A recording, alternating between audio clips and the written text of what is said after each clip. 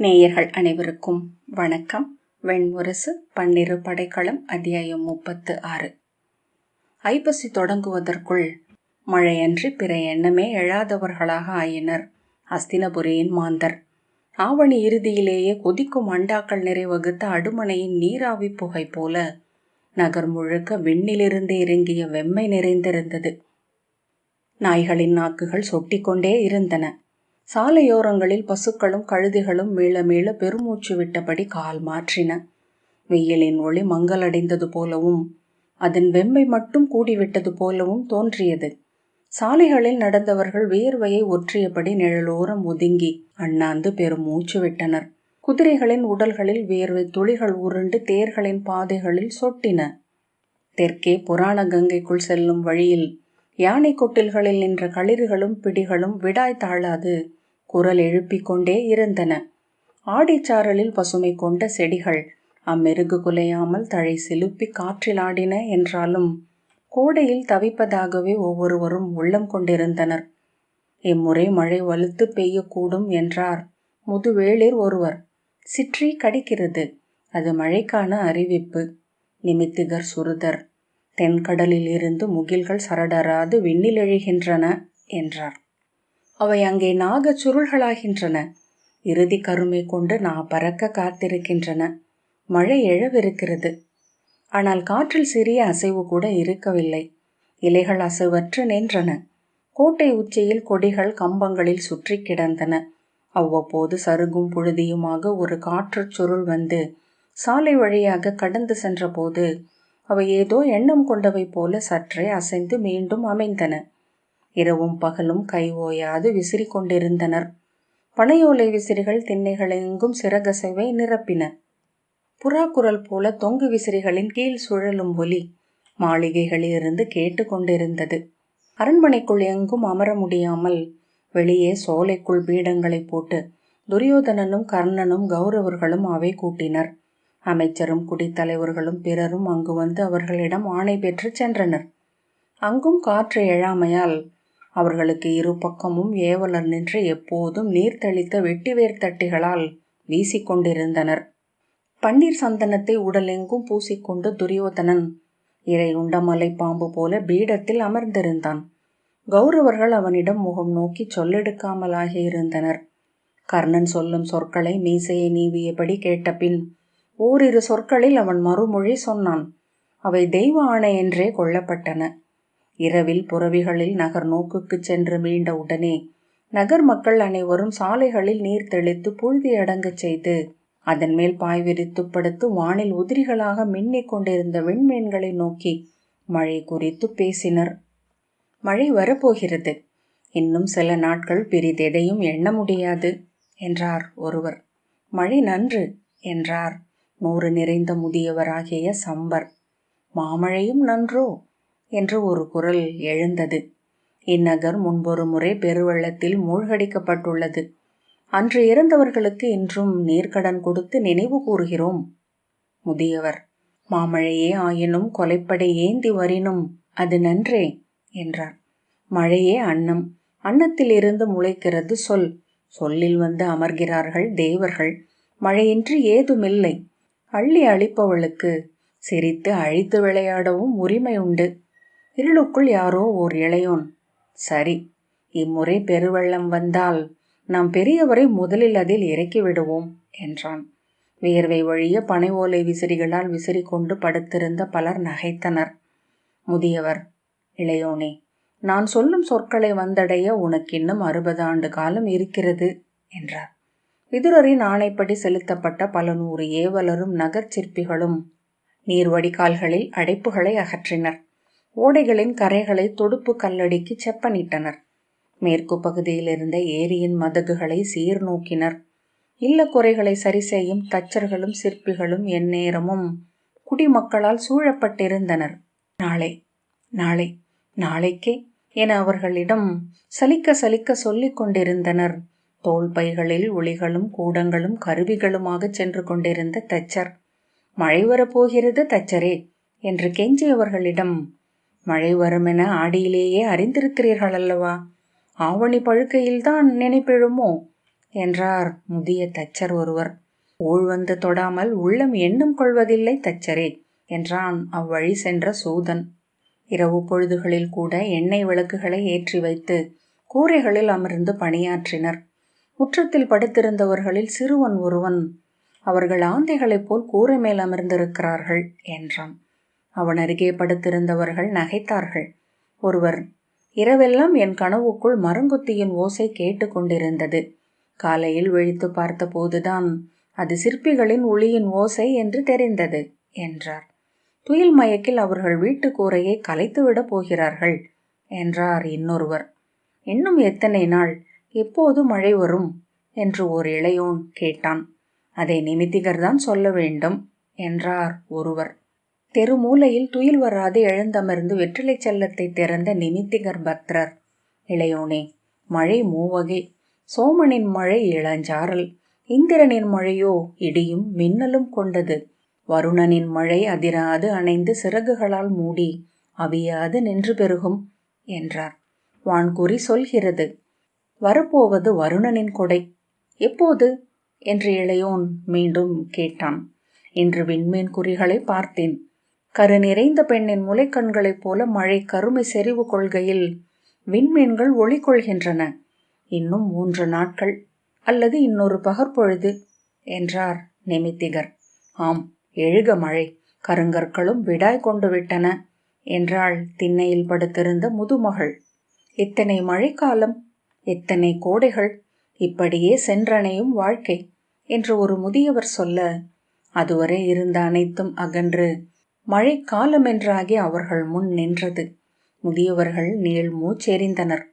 3 நாட்களில் மழை எழும் என அரண்மனையில் நிமித்திகர் குறித்து அளித்திருந்தனர்.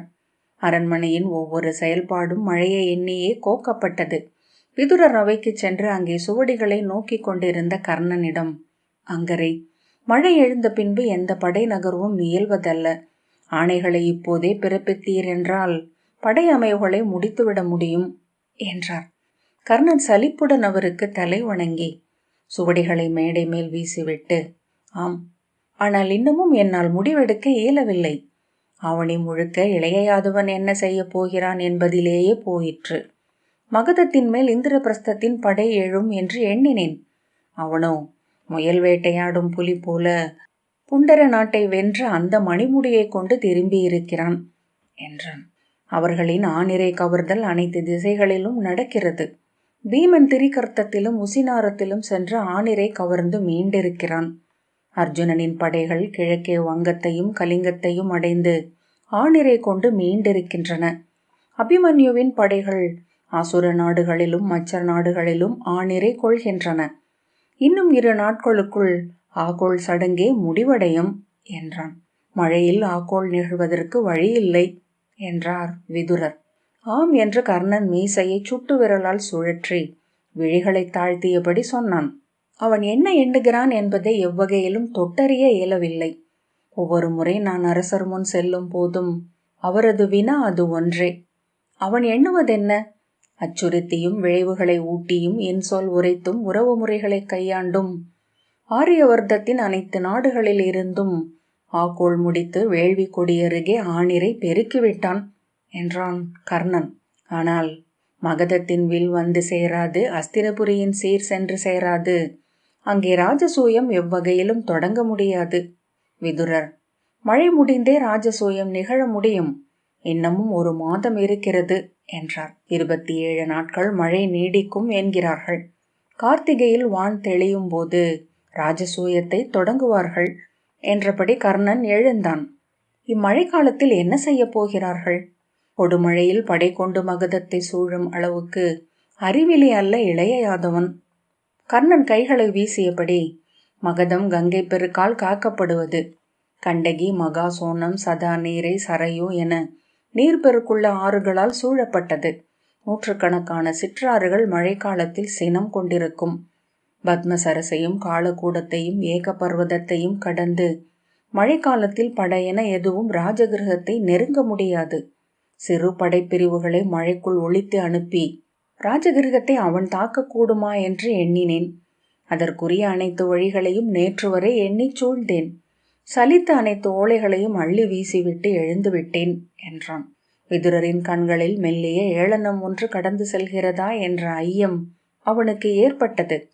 அது அவன் சினத்தை எழச் செய்ய, இத்தனை எண்ணுகிறான், இவ்வளவு நாள் ஒடுங்கி இருக்கிறான் என்பதே அவனது அச்சத்தை, ஆற்றலின்மையை காட்டுகிறது. பாம்பு மண்ணுக்குள் 100 வலைப்பின்னல்களை வைத்திருக்கலாம், எங்கோ வளைவாயில் தலை எழாமல் போகாது. அங்கு மிதிக்கிறேன்.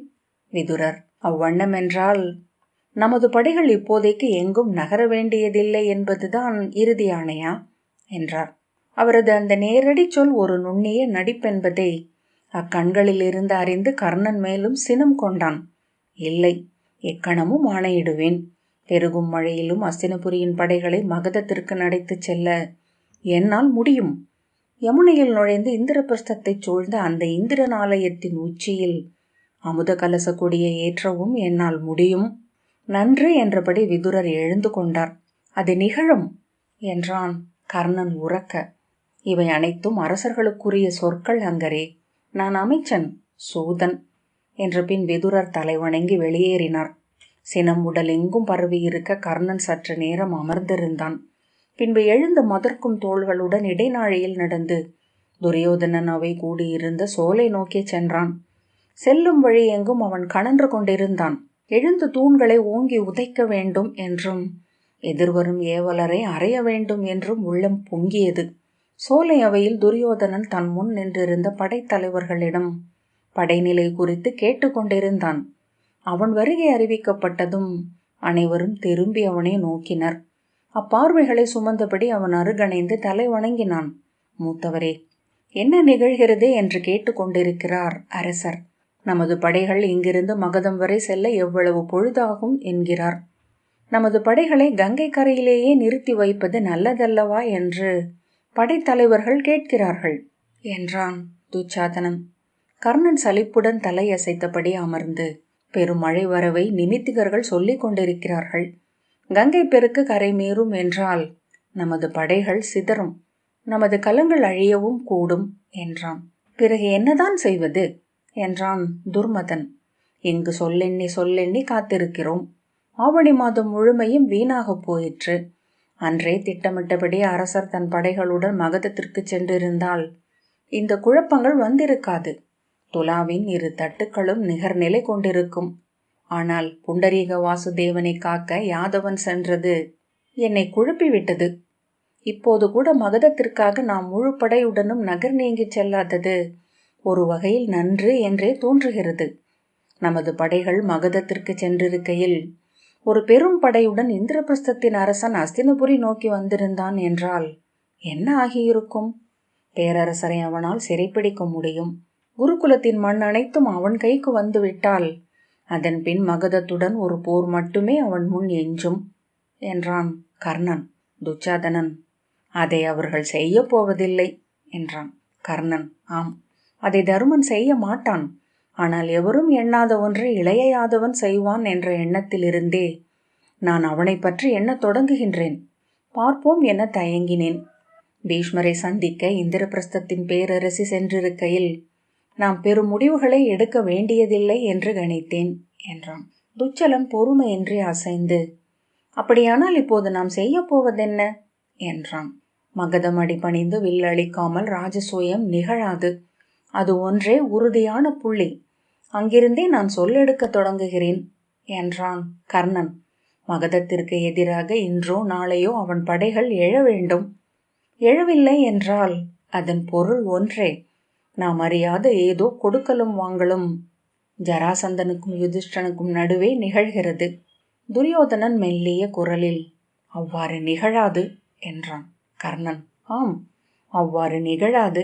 நான் நன்றாகவே மகதரை அறிவேன். ஆனால் இளைய யாதவனை இன்னும் நான் அறிந்திலேன் என்றான்.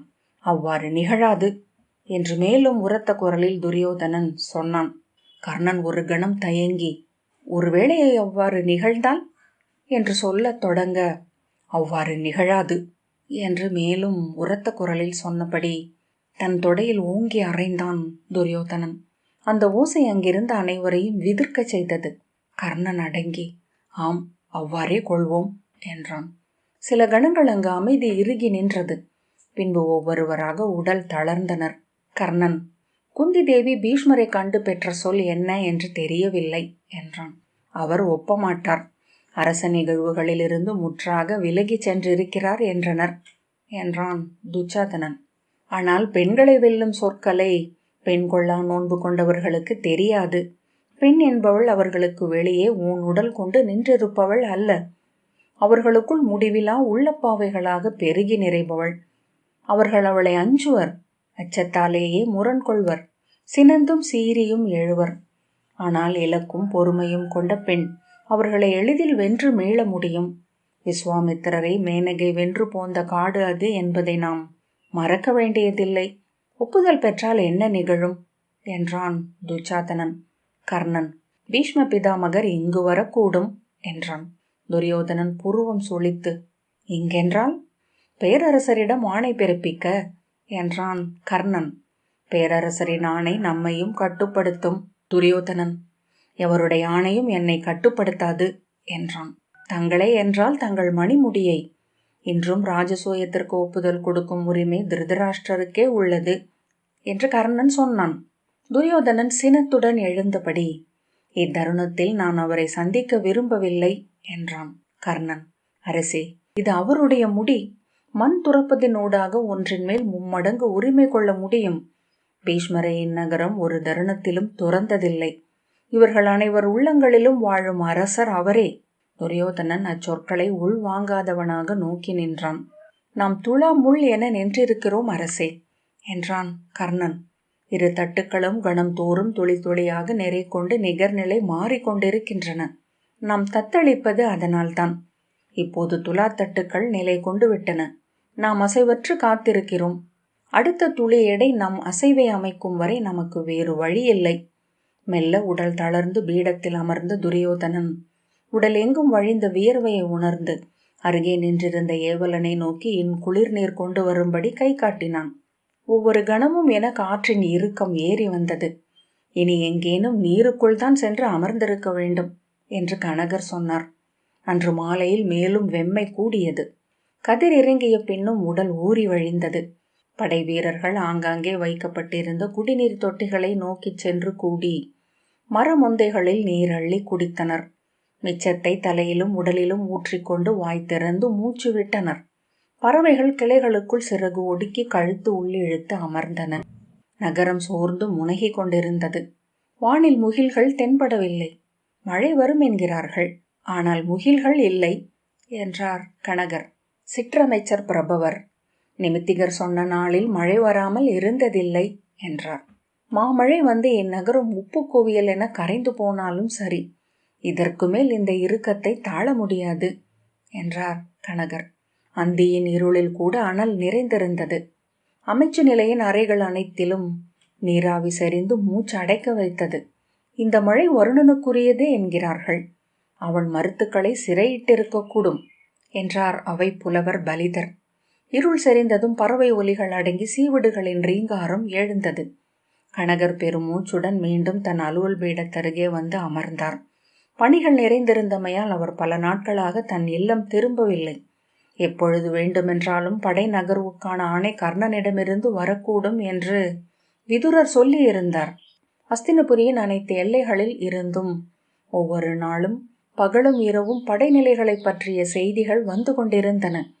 அவற்றை காலவரிசைப்படி தொகுத்தெழுதி ஒற்றை திருமுகமாக ஆக்கி நாளும் இருமுறை விதுரருக்கு அளிக்க வேண்டியிருந்தது. இரவில் பறக்க பயிற்றுவிக்கப்பட்டிருந்த பருந்துகள் பகலில் செய்தி கொண்டு வருவதில்லை. பகல் பருந்துகள் இரவுகளில் அணைவதில்லை. எனவே எப்போதும் சிறகோசையுடன் ஒரு புல் வந்து சாளரத்தை அணைந்து கொண்டிருந்தது. முழுதுள்ளத்தையும் குவித்து அகல் சுடர் முன் குனிந்தமர்ந்து அனைத்து ஒற்று செய்திகளையும் தொகுத்து எழுதிவிட்டு உடலில் பெருகிய வியர்வையை துடைத்தபடி எழுந்த போதுதான் கனகர் தவளைகளின் ஓசையை கேட்டார். முதலில் அந்த முழக்கம் என்ன என்று அவருக்கு புரியவில்லை. தொலைவில் பெரியதொரு பறவை கூட்டம் கலைந்து பறந்து அணுகி கொண்டிருப்பது போல் தோன்றியது. பின்னர் தான் அது தவளை ஒலி என்று தெரிந்து உடல் குலுங்க பக்கத்து அறைக்கு ஓடினார். அங்கு சுடர்களை சூழ்ந்து அமர்ந்து மெல்ல பேசியபடி பணியாற்றி கொண்டிருந்த அமைச்சர்களை நோக்கி தவளை குரல்கள் என்று கூவினார். தவளை குரல்களேதான். அவர்களும் நிமிர்ந்து அப்போதுதான் அதை கேட்டனர். பிரபவர் முகம் மலர்ந்து எழுந்து சாளரத்தின் வழியே நோக்கி, இங்கு எத்தனை தவளைகள் இருக்கின்றன என்றார். இவ்வளவு ஒலி எழுப்ப வேண்டுமென்றால் இங்குள்ள மக்களை விட அதிகம் தொண்டைகள் இருக்க வேண்டும். கருவூல சிற்றமைச்சர் பாரிப்ளவர், அவை மழை மழை என்று கூவுகின்றன. விண்வாழும் தேவர்கள் மழையை அளிப்பதே அவற்றுக்காகத்தான். அவை பெரும் மழையில்தான் வையம் விடாய் தீர்க்கிறது என்கிறார்கள். பிரபவர், ஓசை வலுக்கிறதா இல்லை அவ்வாறு நமக்கு தோன்றுகிறதா என்றார். வலுக்கிறது என்றான் ஏவலன். இல்லை, அலை அலை என எழுந்தபடியேதான் இருக்கும் என்றார் பிரபவர். இன்றிரவே மழை வந்து விடுமா என்றார் கனகர். மாலையில் இருள் கவியும் தருணம் வரை வானில் முகில்கள் இல்லை. காற்றரசன் தன் புறவிகளை அவிழ்த்து விட்டான் என்றால் முகில்களை இழுத்து கொண்டு நிரப்பிவிடும் அவை என்றார் முதிய காவலர் தலைவர் கருடன். ஆனால் நகரில் ஒரு இலை கூட அசையவில்லை. பல நாட்களாக இங்கு எந்த ஜோடிக்கு மேலும் எடை வைப்பதில்லை. இதோ இந்த திரைச்சீலை அசைந்து நான் பார்த்தேன், நெடு நாட்களாகிறது என்றார் சிற்றமைச்சர் பவமானர். மிக தொலைவில் உருமலோசை ஒன்று கேட்டது. இடியா என்றபடி கனகர் வாசலை நோக்கி சென்றார். தெற்கு கோட்டையில் களிறு உருமுவது போல் உள்ளது என்றார் பிரபவர். சாளரம் வெண்ணிற ஒளி கொண்டு அதிர்ந்தடங்கியது. மின்னல் என்று சொல்லி கனகர் திரும்பிய போது அறை முழுக்க ஒளியில் அதிர்ந்து அணைந்தது. ஆம், மின்னல் என்றபடி பிறர் எழுந்து சாளரத்தருகே வந்து வெளியே பார்த்தனர்.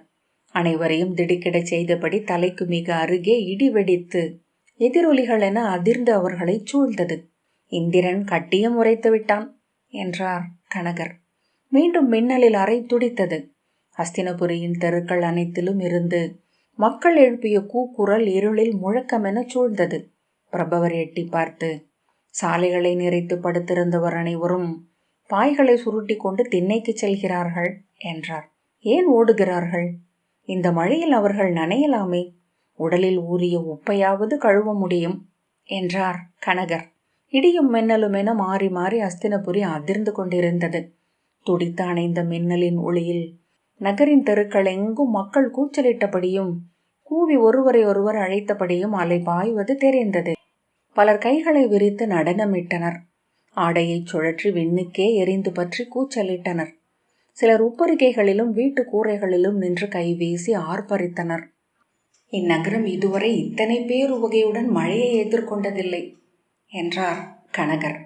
அவரது இறுதிச் சொல் முற்றிலும் மறையும்படி செவி அடைபட பேரிடி தொடர் எழுந்தது. மின்னல் எரிந்தனைய அவர் செவி மூடினார். இடியோசையுடன் அடுத்த மின்னல் விழிகளை பறித்து மறைந்தது. ஒற்றை எண்ணத்தால் அள்ளி தூக்கப்பட்டவை போல அனைத்து திரைச்சேலைகளும் எழுந்து படபடவென உதறி கொண்டன. மாளிகையே சிறகடித்தெழும் பறவை போல் தோன்றுகிறது என்றார் ஒருவர். சாளரங்களில் இருந்து கிழிந்து பறந்தகல்பவை போல திரைச்சேலைகள் துடி துடித்தன. அரண்மனையின் அனைத்து கதவுகளும் சுவர்களில் அரைந்து ஒலி எழுப்பின. நூற்றுக்கணக்கான தாழ்ச்சங்கிலிகள் குலுங்கின. கேள்கள் முனகின. எங்கெங்கோ உலோகப் பொருட்கள் உருண்டோடின. எவரோ எவரையோ கூவி அழைத்தனர். தெற்கு வாயில் பகுதியில் களிர்கள் பிளிரின. முகமுற்றத்திலிருந்து புறவிகள் கனைக்கத் தொடங்கின. அமைச்சர் அனைத்து சோடிகளையும் அள்ளி மரப்பெட்டிகளில் இட்டு மூடினர். அதற்குள் மேலாடைகள் பறந்து சுவரில் முட்டி வழுக்கி சரிந்தன. இடையாடைகளை பற்றி கொள்ளுங்கள் என்று கனகர் சிரித்தபடி கூவினார். அறைக்குள் பெருகி வந்து சாளரங்களின் ஊடாக பீரிட்டகன்றது குளிர் காற்று. சற்று நேரத்திலேயே உடல் குளிர்ந்து மயிர்ப்புள்ளிகள் நிறைந்து நடுங்கத் தொடங்கியது. இத்தனை விரைவில் குளிரும் என்று எவர் எண்ணி இருப்பார்கள் என்றார் பிரபவர். கனகர் எழுந்த அரைவாயிலை கடக்கையில் அவரது குடுமியை காற்றை அவிழ்த்து பறக்க விட்டது. அவர் திரும்பி உறக்க, குடுமி அவிழ்க்கும் காற்று இதுதான் என்றார். எங்கு செல்கிறீர்கள் என்றார் சிற்றமைச்சர். மழைத்துளியை ஏந்த விழைகிறேன். மழையை இத்தருணத்தில் என பெரிதெப்போதும் நான் விழைந்ததில்லை என்றபடி கனகர் இறங்கி முற்றத்தை நோக்கி சென்றார். அங்கு நின்றிருந்த புறவிகளின் குஞ்சி மயிர்கள் அலைய வாள்களும் எழுந்து பறந்து கொண்டிருந்தன. அனைத்து தேர்களின் திரைச்சீலைகளும் பிடுங்கப்பட்டு கோட்டை மடிப்புகளில் ஒண்டி கொண்டிருந்தன. எங்கிருந்தென்றறியாமல் ஒடிந்த கிளைகளும் சருகுகளும் கிளைகளும் முற்றம் எங்கும் பறந்து விழுந்து சுழன்று ஆங்காங்கே ஒன்றாகி குவிந்தன. எங்கோ மண் மனம் எழுவதை கனகர் உணர்ந்தார். ஆவியழ அவித்து அள்ளி பரப்பிய புது நெல்லின் மனம். இளமையில் அவரை பித்தெழச் செய்த மனம். சாலைகளில் சில புறவிகள் கட்டின்றி கனைத்தபடி ஓட, சிரித்தபடி அவற்றை துரத்திச் சென்றனர் வீரர்கள். அவர் மேல் குளிர்ந்த பித்தளை குமிழ்கள் விசையுடன் அள்ளி எறிந்தது போல் மழை துளிகளின் அறைவை உணர்ந்தார். சிலிர்த்து உடல் குறுக்கி கூவிச் சிரித்தபடி திரும்பி இரு கைகளையும் விரித்தார். எண்ணி சில கணங்களுக்குள் அவர் உடல் நனைந்து தாடியும் தலைமயிரும் சொட்டத் தொடங்கின. மழை அஸ்தினபுரியை முழுமையாக மூடிக்கொண்டது. அனைத்து ஒலிகளையும் அதன் பெரும் முழக்கம் தன்னில் அடக்கியது. நீர்த்திரைக்குள் மின்னல்கள் அதிர்ந்து துடித்து அணைந்தன. இடியோசை பல்லாயிரம் மெத்தைகளால் போர்த்தப்பட்டது போல் எங்கோ ஒலித்து கொண்டிருந்தது. கூரை விளிம்புகள் விழுதிறங்கி வேர் கொண்டன. சாலைகளில் எல்லாம் செந்நிற நாகங்களென நீர் நெளிந்து விரைந்தோடியது. கனகர் தளர்ந்து மேலேறி முகப்பில் நின்றபடி சொல்லற்று மழையை நோக்கி கொண்டிருந்தார். பன்னிரு படைக்களம் 36வது அத்தியாயம் இத்துடன் நிறைவு பெற்றது. நன்றி.